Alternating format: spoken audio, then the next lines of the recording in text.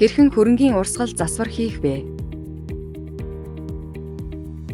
Үндсэн хөрөнгийн менежмент хэсгийн гүйлгээ цэс рүү орж хөрөнгийн урсгал засварыг сонгоно. Нэмэх товчийг дарна. Төлөвөө гүйлгээ хийсэн болгоно. Гүйлгээний огноог оруулна.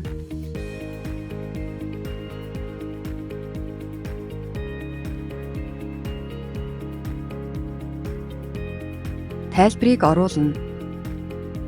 Хөрөнгийн код хэсгээс ямар хөрөнгөнд урсгал засвар хийхээ сонгоно. Анх ашиглалтанд авсан огноо анхны өртөг нийт хуримтлагдсан элэгдэл зэрэг мэдээллүүд харагдана.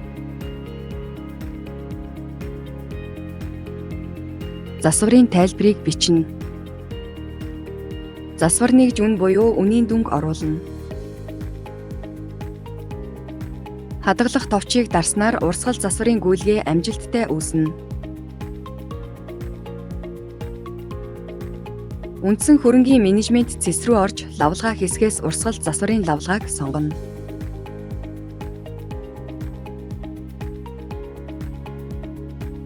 Гүйлгээний огноог тааруулан хайх товчийг дарна.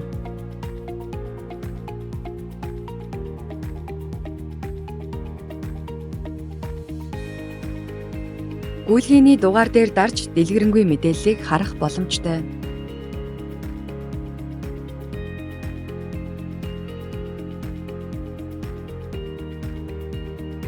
Хэвлэх товч дээр дарснаар баримтыг хэвлэн авах боломжтой.